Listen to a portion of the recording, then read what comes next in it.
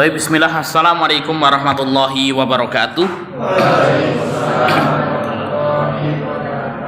Innal hamdalillah wassalatu wassalamu ala Rasulillah amma ba'd. Ikhwan dan akhwat fiddin rahimakumullah, puji syukur kita haturkan atas kehadirat Allah yang telah memberikan kepada kita nikmat dan hidayahnya, baik itu nikmat iman, Islam maupun nikmat kesehatan, sehingga pada kesempatan sore hari ini kita bisa kembali melanjutkan pengajian kita.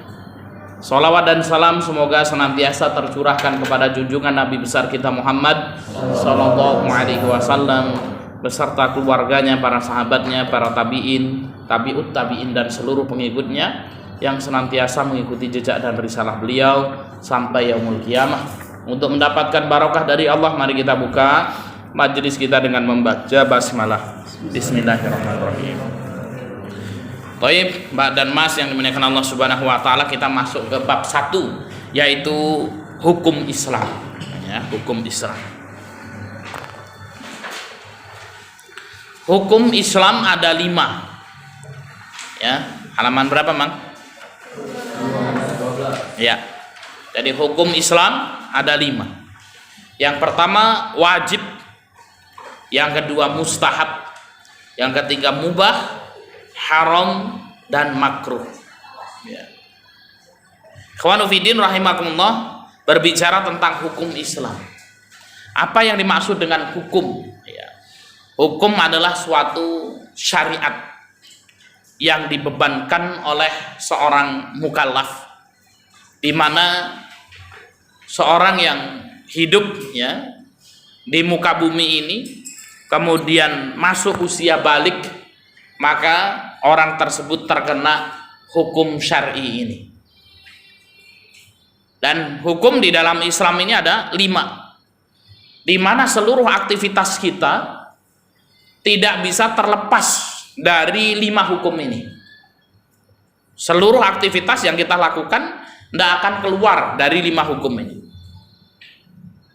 Pagi hari kita bangun, ya, ketika bangun tidur membaca doa, kemudian pergi ke masjid untuk melaksanakan sholat subuh.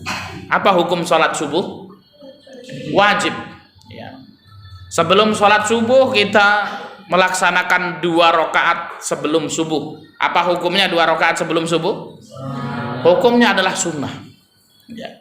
Ketika ada orang mau ke masjid, kemudian makan pete, makan jengkol, atau merokok ya dengan rokok yang baunya menyengat, apa hukumnya? Hukumnya apa?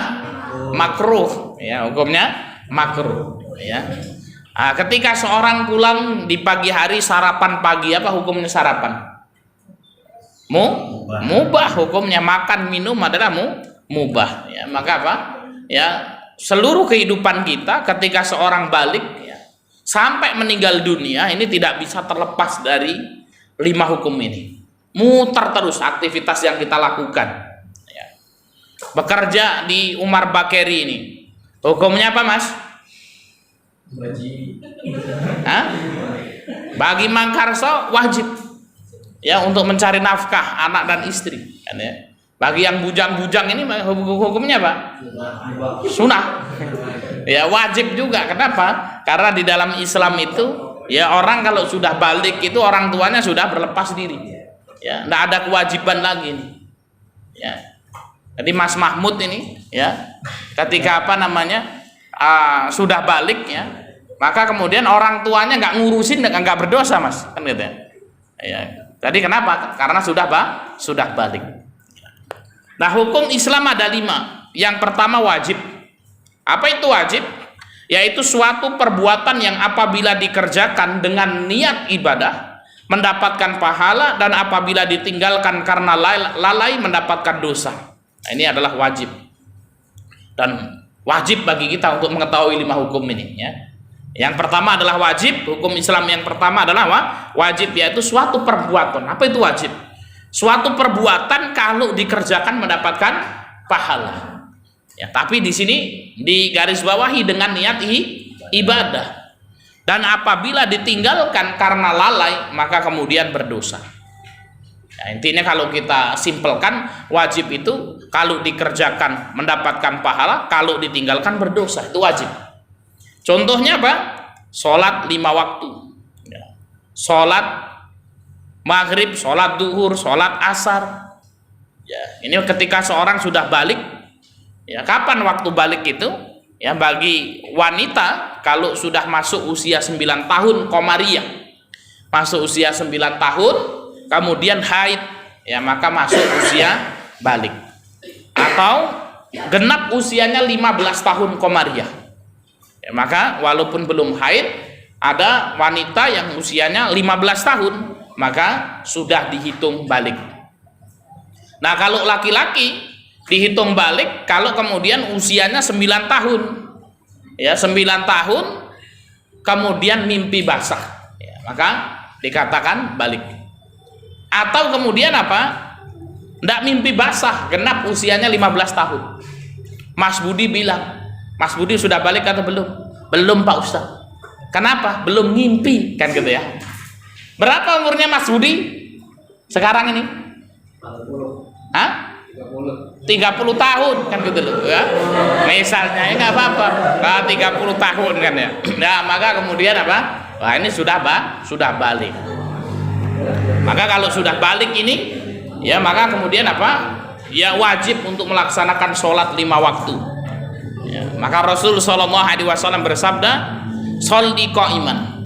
Sholatlah engkau dengan berdiri. Fa ilam tastati fa qa'idan.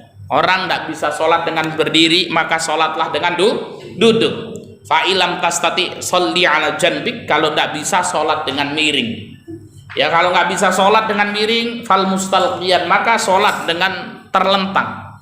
Ya, ketika sholat dengan terlentang, ya sudah tidak bisa, tapi dia masih mendengarkan suara adzan, ya dia masih tahu kalau adzan itu datang, ya. Namun kemudian mulut tidak bisa berucap, dia masih sadar, maka sholat dengan isyarat.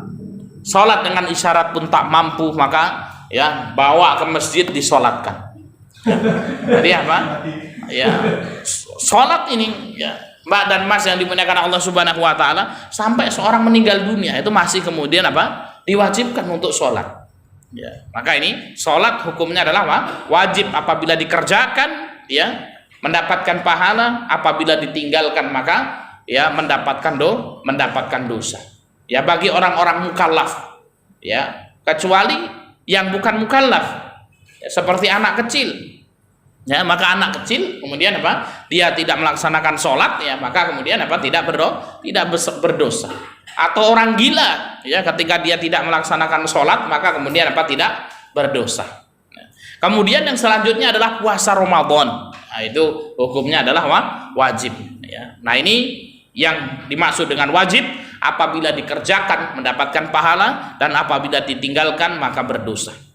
Wajib ini dibagi menjadi 2. Yang pertama wajib aini, ya atau disebut dengan fardu ain. Dan yang kedua wajib kifai atau yang disebut dengan fardu kifayah. Kita akan jelaskan yang pertama wajib aini. Apa yang dimaksud dengan wajib aini? Yang dimaksud dengan wajib aini adalah suatu kewajiban yang harus dilaksanakan oleh setiap individu. Nah, ini jadi apa? Kalau wajib aini ini setiap individu harus menjalankan. Tidak boleh diwakilkan. Seperti apa? Sholat maghrib. Seperti apa? Sholat isya. Ya. Mang Karso datang, Mas Budi, yuk sholat maghrib titip ayo salam.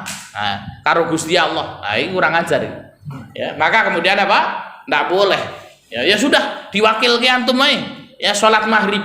Ya nggak bisa. Kenapa? Karena hukumnya ada fardu ain. Jadi fardu ain ya tidak boleh diwakilkan, setiap individu wajib melaksanakannya. Seperti sholat 5 waktu, seperti puasa Ramadan, ya. Kemudian berbakti kepada orang tua, ya, ini merupakan apa? Ya fardu ain yang wajib kemudian apa? Setiap individu ya untuk mengetahuinya. Seperti menuntut ilmu yang hukumnya fardu ain. Ya, belajar ilmu fikih ini seperti ini, bagaimana tata cara sholat, bagaimana tata cara tayamum, berwudu, mandi janabah, ini merupakan fardu ain yang tidak boleh kemudian apa diwakilkan kepada orang lain, wajib kita untuk mengetahuinya. Yang kedua adalah fardu kifayah. Apa itu fardu kifayah? Kewajiban yang apabila telah dikerjakan oleh sebagian, gugurlah yang lain. Seperti sholat jenazah, menuntut ilmu, ya, menuntut ilmu yang bukan fardu ain di sini.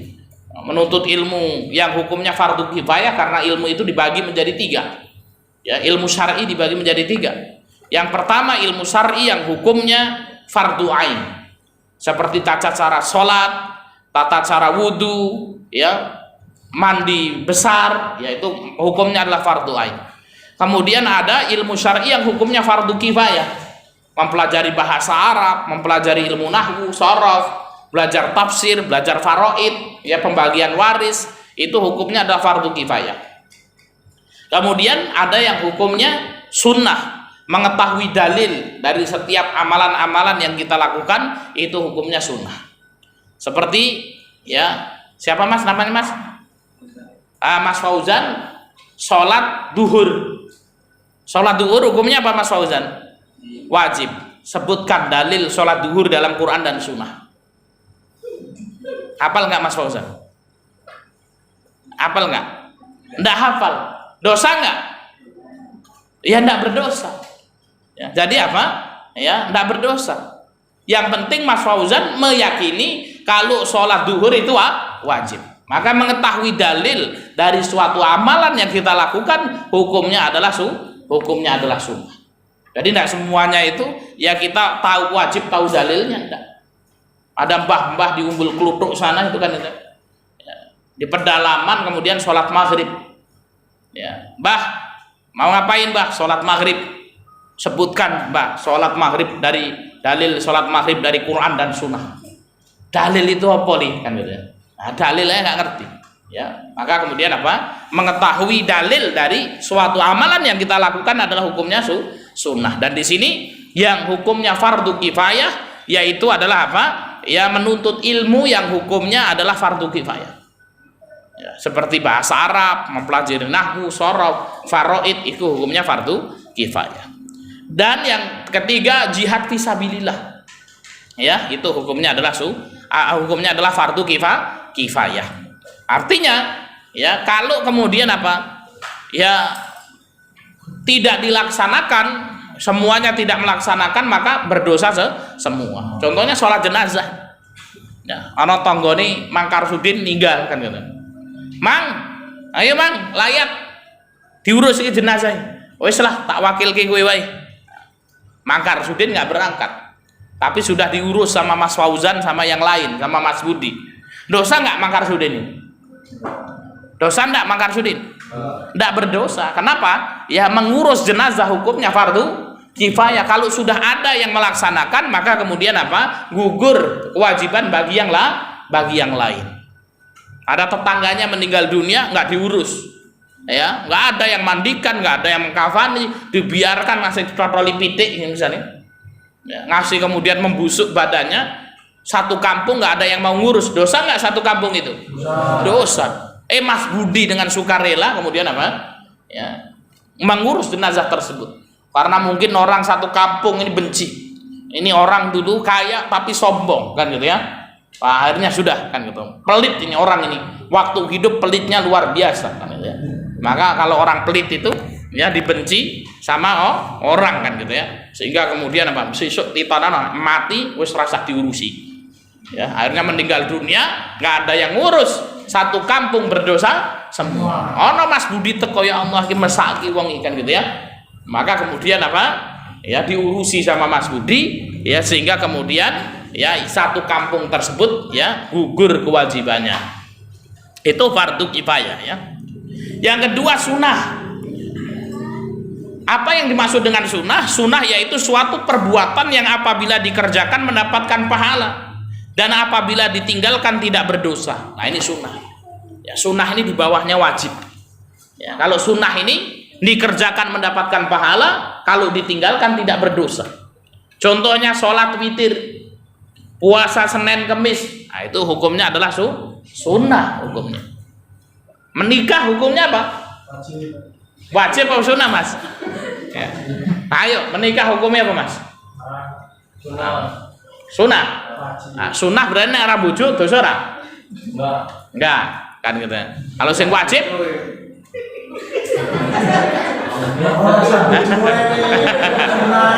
ya, jadi apa bagaimana hukum menikah kan gitu ya? Hukum menikah itu sebenarnya tergantung masing-masing. Ya, Rasul mengatakan apa? An nikahu sunnati. Hukum asalnya nikah adalah sunnah. Faman raghiba an sunnati falaisa minni. Barang siapa yang enggak senang dengan sunnahku maka bukan bagian dariku. Tapi juga ada ulama-ulama yang tidak menikah. Seperti Imam Nawawi rahimahullah itu tidak menikah. Ya, meninggal di usia 45 tahun. Bahkan apa? Menurut Imam Nawawi, ya menikah hukumnya adalah makruh menurut mazhabnya. Ya. Karena saking sibuknya menulis buku. Dan Imam Nawawi ini makan ini sehari itu cuman sekali saja. Ya, ba'da isya itu makan. Ya, itu pun makan roti kering, ya. Kemudian apa? Ya, di waktu sahur itu minum air putih. Ya, sampai kemudian Imam Nawawi tidak makan buah-buahan. Kenapa? Kalau makan buah-buahan takut ya badannya lembab terus ngantukan. Nah, ini dewe iki buah opo dipangani Mas kan itu. Muga titik-titik ngantuk, titik-titik ngorok mangkar sudah kan. Ya, semuanya dimakan kan itu. Nah, sehingga kemudian apa? Ini pekerjaan Imam Nawawi menulis kitab Thalabul Ilmi kan gitu ya. Ya. Nah, ini kalau kemudian punya istri ya istrinya mesake juga kan. Enggak kober ngurus bojo kan gitu ya. Enggak kober ngurusi wong wedok. Ya, kemudian apa fokus dalam menulis kitab. Nah, itu. Maka menikah hukumnya tergantung. Ada yang wajib bagi seseorang. Siapa yang menikah wajib itu? Yang dia mampu memberikan nafkah lahir dan batin. Dia mampu. Duit-duit nih, gablek duit kan Mas ya. Kemudian apa? Dia setelah itu apa? Kalau melihat ya kambing betina aja sudah kayak artis kan gitu. Ya, wah karena sudah apa namanya ya syahwatnya sudah memuncak. Ngelihat kucing betina, wah ini kayak ini. Nah, dalam kondisi seperti ini hukumnya wajib, ya wajib untuk menikah. Ya. Kemudian yang kedua nikah itu hukumnya bisa sunnah. Ya, nikah hukumnya bisa sunnah. Bagi siapa yang sudah mampu ya untuk memberikan nafkah lahir dan batin duitnya wis ono, tapi kalau melihat perempuan biasa aja, urung pingin kan gitu ya. Nah, maka kemudian apa ini hukumnya sunnah. Nikah itu hukumnya makruh juga. Ya, bagi orang yang kepingin nikah itu tadi, tapi orang gablek duit. Nah, itu hukumnya makruh kan gitu. Ya, kemudian apa? Yang keempat, nikah itu hukumnya bisa haram. Ya, bagi siapa? Orang yang tidak ada kemauan untuk menikah, nggak bisa memberikan nafkah lahir dan batin, duit ya orang gablek kan gitu. Kemudian apa? Ya nggak bisa memberikan, nggak nafsu karo wong wedok kan gitu. Nah itu maka kemudian apa? Ini hukumnya haram. Ya maka hukumnya haram. Nah ini tergantung nih. Kalau Mas Fauzan mana ya? Nikah ini hukumnya wajib, sunnah, makruh atau haram Mas? Wajib. Nah kalau wajib maka kemudian harus bersegera wajib. Ya. Nah kalau wajib itu berarti apa? Kalau nggak dilakukan berdosa. Nah, Mas Budi hukumnya apa? Kalau nikah lebih dari satu, sunnah atau wajib? Mang? Orang ngerti? Mas Budi. Sunnah. Nah, ini kan kadang-kadang orang gitu ya. Ya bisa hukumnya bisa apa? Ya hukumnya bisa wajib. Nah, hukumnya bisa sunnah, hukumnya bisa makruh, hukumnya bisa haram. Ya hukumnya bisa haram tergantung. Ini kan kadang-kadang apa? Wah gimana saya? Yang familiar kan sunnah Rasul. Ya ini kan kemudian yang familiar kan sunnah Rasul kan gitu loh. Ya nah tapi dilihat itu kan gitu ya. Ya maka kemudian apa? Nikah lebih dari satu itu hukumnya bisa 4 itu kan gitu. Bisa haram. Ya kenapa? Nek ngopeni siji ora jedak kok. Wis arek ya nggak buka cabang meneh kan gitu loh. Ya maka kemudian apa? Nah ini kemudian hukumnya juga bisa haram. Ya, wah misalnya nanti jadi perang saudara kan gitu ya. Nah ini Mas Budi ini juga sing hukum apa Mas ini? Wajib. Nah, maka kemudian apa? Ya sing mubah ya lah kan gitu ya. Nah, ini maka kemudian apa? Ya hukum sunnah itu tadi adalah apabila dikerjakan ya mendapatkan pahala, kalau kemudian ditinggalkan tidak berdosa. Yang ketiga mubah. Apa itu mubah? Yaitu suatu perbuatan yang boleh dikerjakan dan boleh ditinggalkan. Ya, dilaksanakan boleh, ditinggalkan juga boleh. Tidak ada pahala dan tidak ada dosa bagi yang mengerjakan ataupun yang meninggalkannya. Contoh makan minum. Ya, makan minum ya, itu hukum asalnya adalah mubah. Ya. Tapi makan minum itu juga bisa menjadi haram, bisa menjadi wajib kan gitu ya. Kalau dalam kondisi-kondisi tertentu. Ya, seperti orang ya tersesat di hutan misalnya. Ya, ketika tersesat di hutan ya dia tidak dapat makanan. Ya. Dan dia menemukan daging babi. Daging babi hukumnya apa, Mas Budi? Haram. Ya, daging babi hukumnya haram. Tapi dia cuma nemu itu saja, nggak nemu yang lain, kan gitu. Ya. Nah, maka kemudian apa? Kalau nggak makan mati itu, dimakan nggak yang daging babinya? Ya, dimakan. Tapi orang digasak kayak Mas Budi itu tadi. Ya, makanya pun juga kemudian ada takarannya. Sekedar cukup untuk menyambung hidup saja. Wah, orang bar kuwi apa babi ini disate ngokeh sak ember, baskom dipangan kabeh ngasih keluargen. Enggak boleh. Nah, ini hukum asal makan dan minum adalah mubah. Yang keempat haram. Apa itu haram? Yaitu suatu perbuatan yang apabila dikerjakan mendapatkan dosa dan apabila ditinggalkan dengan niat ibadah mendapatkan pahala. Jadi apa haram ini? Kalau dikerjakan dosa. Kalau ditinggalkan kemudian apa mendapatkan pahala. Contohnya meminum khamr. Ya. Siapa yang seneng khamr Mas di sini? Nah, minum-minuman keras itu hukumnya haram. Ya. Disebutkan ya, disebutkan dalam hadis itu ya al-khamru ummul khaba'is. Ya, para ulama mengatakan al-khamru ummul khaba'is. Sesungguhnya khamr itu adalah induknya kejahatan. Semua kriminalitas itu sumbernya dari khamr. Khamr itu juga figur tua kan gitu ya. Nah, atau susu genderuwo dan lain sebagainya kan. Ya. Kemudian apa namanya narkotika itu termasuk khamr. Ya. Maka khamr umul khaba'is. Maka ada kisah. Ya. Zaman dulu itu ada seorang ahli ibadah. Ini yang mengkisahkan ini adalah Abu Bakar As-Siddiq atau Utsman bin Affan, saya lupa. Beliau menceritakan ada seorang ahli ibadah. Ahli ibadah ustadz lah, kiai, ya. Sholatnya rajin, ibadahnya rajin. Ya. Suatu hari ini ustadz ini, kiai ahli ibadah ini, ya, sudah diincar ini. Apa mang diincar itu? Ya. Dititen ya oleh seorang wanita pelacur. Ya, wanita nakal. Suatu hari lewatlah ini ya ahli ibadah ini akhirnya dijebak ya untuk masuk ke rumah pelacur ini ya, minta tolong atau apalah kan. Ketika sudah masuk ditutup rapat-rapat pintu rumah, kan gitu ya. Kemudian setelah itu ahli ibadah ini diajak berzina gratis. Enak itu namanya ya. Gimana kira-kira itu Mas? Ya, oh ini siapa jenengan ini Mas? Siapa jenengan ini Mas? Ardo kan. Nah, Mas Ardo ini sing ditangkap ngono wis alhamdulillah gitu. Ya. Maka kemudian apa? Ditawarkan itu sama wanita nakal itu, wahai ahli ibadah, ya, saya kasih ya untuk tempat pilihan. Ya. Yang pertama, engkau berzina denganku. Ya.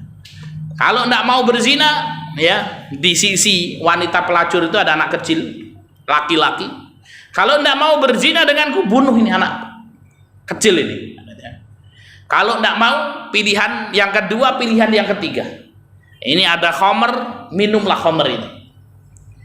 Kalau tidak mau pilihan tiga ini, maka saya akan berteriak, ya, agar warga desa itu semuanya tahu bahwasanya dirimu datang ingin memperkosa diriku. Nah, itu kan ya. Nah, terus niscaya nanti apa? Orang kampung datang berbondong-bondong, ternyata ada Pak Ustadz ini di sini kan gitu ya. Ngapain ya? Coba bayangkan Ustadz mau memperkosa pelacur, coba. Wah, ini bisa hancur nggak ini Mas Fauzan ini reputasinya ini? Hancur kan gitu. Digebuki uang mana kan gitu ya. Gebuki uang mana kan gitu. Nah, kira-kira ketika dikasih 4 pilihan itu, milih yang mana ini Mas? Yang keempat. Hah? Yang keempat. Digebuki? Iya. Wah, gebuki uang kan gitu ya. Mas Fauzan. Mikir-mikir ini kan gitu ya. Kenapa? Karena muruah itu juga penting kan gitu ya. Muruah itu juga penting. Akhirnya oke lah kalau yang ini digebuki. Nah, yang 3 ini kan dosa ini ya. Kira-kira dari 3 dosa ini mana yang paling ringan? Berzina, bunuh orang atau minum khamr? Yang paling ringan? Bunuh orang. Hah? Bunuh orang. Bunuh orang. Ya. Mana, Mas? Berarti orang yang apa namanya minum khamr itu lebih jahat daripada pembunuh ya? Ya, karena kata Pak Ustadz tadi itu apanya iblis. Baik, mana ini? Mas Zaki? Minum khamr, bunuh atau berzina?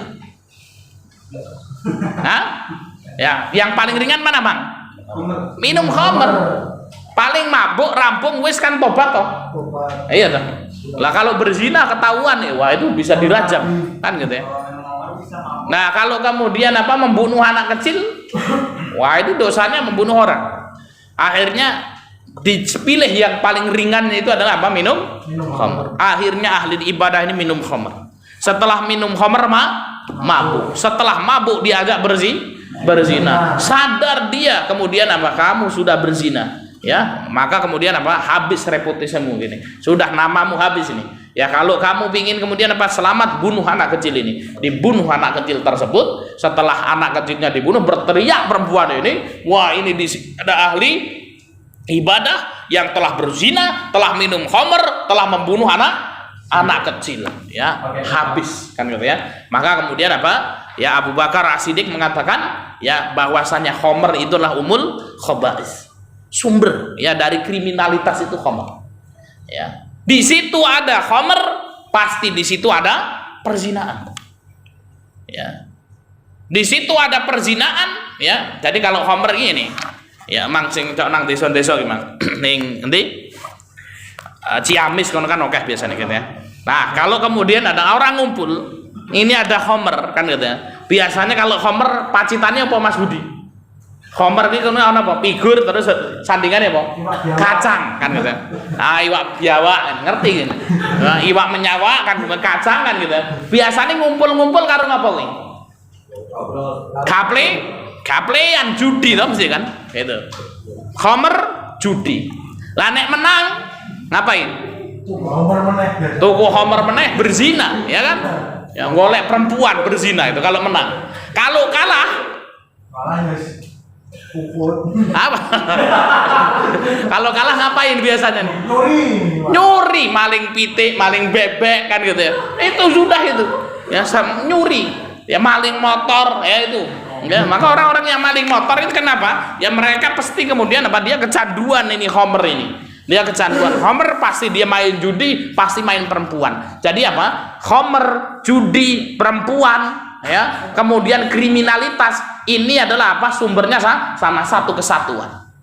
Jadi mbak-mbak besok kalau arek bojo wi ora kur didelok ganteng raine tok kan gitu loh.